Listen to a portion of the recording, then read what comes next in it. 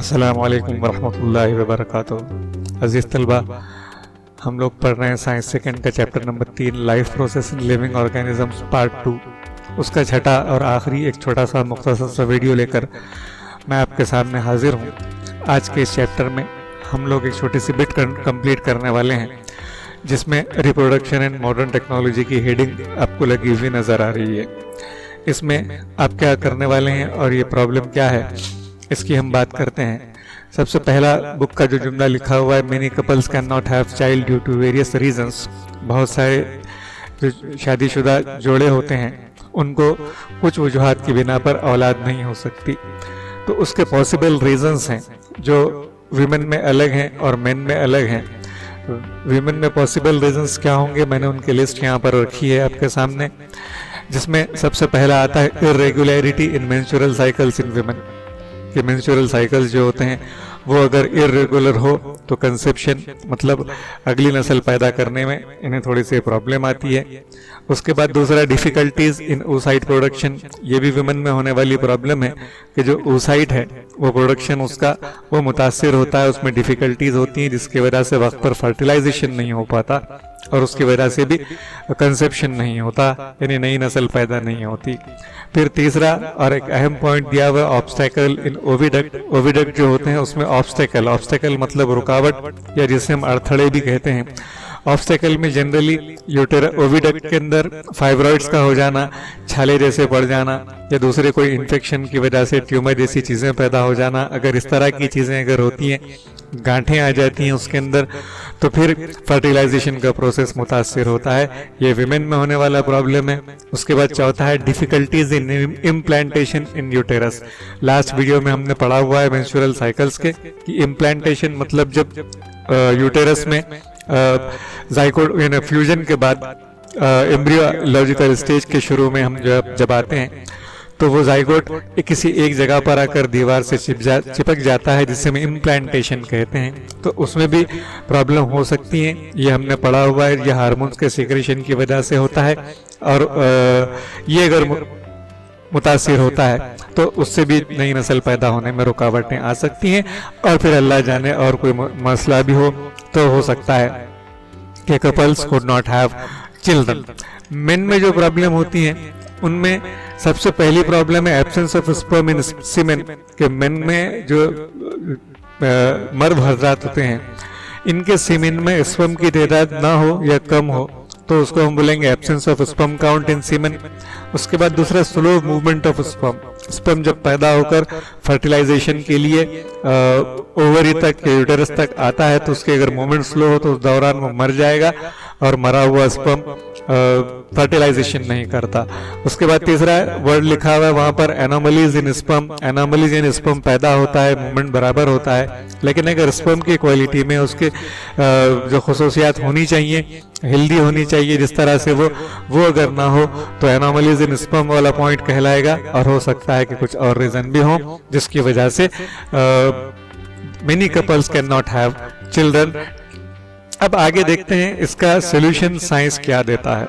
इसमें बुक में जुमला लिखा हुआ है advance medical techniques are helpful in solving this problem. Techniques में आपको 3 टेक्निक्स दिए हुए हैं, जिसमें पहला है IVF, जैसे इन विट्रो फर्टिलाइजेशन भी कहते हैं हम लोग। उसके बाद दूसरा है सरोगेसी और उसके बाद तीसरा स्पर्म बैंक। 3 छोटे से टेक्निक हैं, तीनों के मुख्तसरन हम लोग बात करने वाले हैं। पहले देखते हैं IVF क्या है, यानी इन विट्रो फर्टिलाइजेशन क्या है, ये कब किया जाता है। इसमें के number 1 fertilization is brought about in test tube. In vitro fertilization क्या होगा, तो अहम ये यूटेरस में या ओवरीज में नहीं होता, बल्कि ये टेस्ट ट्यूब में मतलब मैनुअली किया जाता है, लैब के अंदर या डॉक्टर्स की निगरानी में टेस्ट ट्यूब के अंदर। आगे वहीं पर जहां पर फर्टिलाइजेशन होगा एम्ब्रियो बन जाता है जिस्म के बाहर और उसे बाद में डॉक्टर्स अपनी सलाहियतों की बुनियाद पर उसको यूटेरस में ले जाकर एक मुनासिब वक्त में, लिखा हुआ सूटेबल टाइम बुक में, एक मुनासिब वक्त में उसको यूटेरस में ले जाकर इम्प्लांट करते हैं। इम्प्लांट करने के बाद फिर वो वहां पर डेवलप होना शुरू होगा और उससे एक नया ऑफस्प्रिंग पैदा हो सकता है। यहाँ पर लिखा हुआ है बुक में, it is helpful for those who have less sperm count, यानी जो मेन होते हैं, मेन के स्पर्म की गिनती अगर कम हो, हजारों लाखों मिलियन जो तो स्पर्म पैदा होने चाहिए, अगर वो कम होते हैं तो ऐसे केसेस में आईवीएफ सबसे ज्यादा मददगार साबित होता है। उसके बाद दूसरा, और इन केस में एनी ऑब्स्टेकल, ओविडक्ट ऑब्स्टेकल की बात मैं आपको बता चुका हूं कि ओविडक्ट में फाइब्रॉइड्स का आ जाना, गांठों का आ जाना, जिसे ट्यूमर का आ जाना कहेंगे, या किसी और रीजन की वजह से अगर स्पर्म ओवम की पासिंग के दौरान अगर प्रॉब्लम आती है तो उस मसले को हल करने के लिए भी आईवीएफ या इन विट्रो फर्टिलाइजेशन वाली टेक्निक हम इस्तेमाल करते हैं। यहाँ पर छोटा सा ये मैनुअल एक वीडियो मिला मुझे जो in vitro fertilization test tube में किस तरह किया जाता है उसकी वजाहत करता है। यहाँ पर आपको ये oocyte नजर आ रहा है, ये माइक्रोपिपेट कहते हैं इसे हम। ये माइक्रोपिपेट यहाँ पर ले जाकर स्पर्म को अंदर मैनुअली पहुंचाती है और ये मैनुअल फर्टिलाइजेशन होता है, टेस्ट ट्यूब के अंदर होने वाला ये अमल है। आगे चलते हैं। इसके बाद इन विट्रो फर्टिलाइजेशन वाली टेक्निक होने के बाद दूसरी टेक्निक आती है सरोगेसी। सरोगेसी समझने के लिए आसान हो इसके लिए मैं एक वर्ड इस्तेमाल कर रहा हूँ, किराए की माँ कहते हैं हम इसे, यानी ये हमारे पास फिल्म इंडस्ट्री में मुख्तलिफ लोगों ने जो है तो इस टेक्निक का इस्तेमाल करके अपने लिए मशहूर हीरो है, उनके नाम नहीं लेने चाहिए, उन लोगों ने इस तरह से अपनी नई नस्लें पैदा की हुई हैं। इसमें एक पॉइंट जो लिखा हुआ है, सम वीमेन में have problem in implantation of embryo in uterus. अगर इम्प्लांटेशन में प्रॉब्लम हो तो वो इस तरह की टेक्निक की मदद हासिल करती हैं। आपको मालूम है इम्प्लांटेशन नहीं होगा तो एम्ब्रियोलॉजिकल डेवलपमेंट नहीं होगा, डेवलपमेंट नहीं होगा तो फिटस ग्रो नहीं करेगा, फिटस ग्रो नहीं करेगा मतलब वो जानदार दुनिया में आने से पहले ही खत्म हो जाएगा, फर्टिलाइजेशन होने के बाद भी।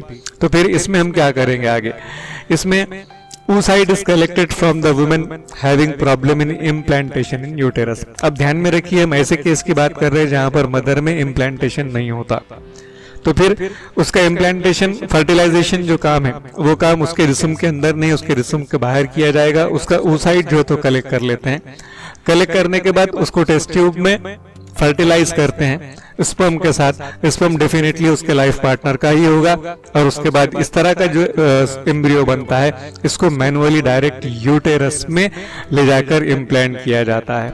और ये इस तरह की जो माँ होगी वो माँ किराए की माँ यानी सरोगेट मदर कहलाती है। ये इसके जिस्म के अंदर जाकर यूटेरस में फर्टिलाइज होने के बाद एम्ब्रियोलॉजिकल डेवलपमेंट के स्टेज से गुजरेगा और गुजरने के बाद फिर ये जब ऑफस्प्रिंग पैदा हो जाता है तो इसके असली माँ बाप के हवाले कर दिया जाता है। बाद में पैदा होने के बाद उस बच्चे का और उस माँ का कोई ताल्लुक बाकी नहीं होता। इसके लिए हिंदुस्तान में कानून में बाकायदा उसके लिए एग्रीमेंट किया जाता है। एग्रीमेंट करने के बाद ऐसी माओं के बारे में मालूमात आम नहीं की जाती और वो एक हेल्दी मदर जो जिनको बच्चों की ख्वाहिशें उनकी उन ख्वाहिशों की तकमील में साइंटिफिकली लगी हुई हैं। उसके बाद तीसरी चीज आती है स्पर्म बैंक और सीमेन बैंक, जहां पर मर्दों के सीमेन में या स्पर्म में अगर कोई प्रॉब्लम हो तो जिस तरह ब्लड बैंक में लोग अपना खून ले जाकर जमा करते हैं उसी तरह से यहाँ पर हेल्दी पीपल जिनका फिजिकल चेकअप होता है उसके बाद उनका सारा मेडिकल चेकअप होता है और फिर उनके स्पर्म निकालकर बैंक में जमा कर दिए जाते हैं। जमा करने के बाद वो स्पर्म को आईवीएफ टेक्निक की मदद से किसी oocyte से फर्टिलाइज करके किसी एक मदर के अंदर उसका एम्ब्रियो बनाकर इम्प्लांट किया जाता है और इस तरह लोग अपनी कमजोरियों को, खामियों को दूर करके नस्ल हासिल करते हैं। आखिरी पॉइंट इस चैप्टर का और वो है ट्विंस यानी जुड़वा जिसे हम कहते हैं। ये इंटरेस्टिंग चीज है। When two embryos develop simultaneously in same uterus, एक ही फीमेल के यूटेरस में अगर दो एम्ब्रियो डेवलप होते हैं तो वो डेवलप होने वाले एम्ब्रियोज ट्विंस कहलाते हैं। इनको हम जुड़वा बच्चे कहते हैं। ये दो तरह के होंगे, एक मोनोजाइगोटिक और दूसरी जो किस्म होगी इनकी वो है डाइजाइगोटिक। मोनोजाइगोटिक में क्या होता है हम पहले देख लेंगे कि मोनोजाइगोटिक ट्विंस में यहाँ पर एक फिगर रखी हुई मैंने आपके सामने, ये दोनों एक जैसी दिखती हुई आपकी किताब में दी हुई फिगर है। 18 माह की इनकी उम्र है इन बच्चियों की, दोनों ट्विंस हैं। ये क्या होंगे? They are formed from single embryo, मतलब एक ही एम्ब्रियो होता है यूटेरस में। वो एम्ब्रियो शुरू के स्टेज में मतलब एम्ब्रियोनिक डेवलपमेंट के अर्ली स्टेजेस में that is divided into two, वो दो में डिवाइड हो जाएगा। दो में डिवाइड होने के बाद वो दो अलग अलग सेपरेट एम्ब्रियोज डेवलप होते हैं और होने के बाद वो जो है तो ट्विंस के तौर पर डिलीवर होते हैं। अब ये ट्विंस की खास बात है मोनोजाइगोटिक की, मतलब एक ही जाइगोट था, एम्ब्रियो दो हुए, इसलिए हम इसे मोनोजाइगोटिक कहते हैं। ये जेनेटिकली सिमिलर होते हैं, they are exactly similar to each other, बिल्कुल हूबहू एक दूसरे के नक्श होते हैं ये। और उसके बाद तीसरा जो पॉइंट यहाँ पर है कि their gender will be same, मतलब जो दोनों ट्विंस पैदा होते हैं या तो दोनों लड़कियां होंगी या दोनों भी लड़के होते हैं। तो मोनोजाइगोटिक मतलब एक जाइगोट था, उससे एम्ब्रियो बना, एम्ब्रियो शुरू के स्टेज में डिवाइड होकर दो हो गए, ये कुदरत के हाथ में, इंसान का इसमें कोई अमल दखल नहीं होता। इसके बाद दूसरी चीज जो आपको यहाँ पर दी है वो है डाइजाइगोटिक ट्विंस, मतलब दो जाइगोट से। ओकेजनली यानी कभी कभी हमने पढ़ा हुआ है कि स्पर्म मिलियंस पैदा होते हैं मेल में, लेकिन फीमेल में oocyte एक ही पैदा होगा और ओव्यूलेशन पीरियड में 14 डे में मेंस्ट्रुअल साइकिल में। अगर किसी को कोई कंफ्यूजन हो तो इससे पहले वाला वीडियो एक बार देख ले तो आपको ये चीजें और ताजा हो जाएगी। तो फीमेल जनरली 14th डे पर मेंस्ट्रुअल साइकिल के एक oocyte पैदा करती है। कभी कभी ये दो आ जाते हैं, दो अलग अलग ओवरीज से हो सकते हैं। ये दोनों के दोनों oocytes अगर इनको दो स्पर्म मिल जाए तो ये दोनों अलग अलग दो जाइगोट बनाएंगे। अब मोनोजाइगोटिक में एक ही जाइगोट था, यहाँ पर दो जाइगोट बनते हैं। ये दोनों जाइगोट से दो एम्ब्रियो बनेंगे, वो दो एम्ब्रियो अलग अलग डेवलप होते हैं, अलग अलग जाकर यूटेरस में इम्प्लांट होते हैं और इम्प्लांट होने के बाद ये जब बनेंगे तो जेनेटिकली डिफरेंट होंगे, ये दिखने में भी एक दूसरे से अलग होंगे। इनका सेक्स मतलब जेंडर मतलब ये एक लड़का एक लड़की, दोनों लड़के दोनों लड़कियां, इस तरह का कोई भी कॉम्बिनेशन इनके अंदर होता है, लेकिन ये हूबहू एक जैसे बिल्कुल नजर नहीं आते। यहाँ पर हमारे life process in living organism part 2 का ये चैप्टर मैं ख़त्म कर रहा हूँ। आपका मेरे वीडियोस देखते रहने के लिए उसको चैनल को सब्सक्राइब कर मेरी हिम्मत बढ़ाने के लिए आप सभी का शुक्रिया।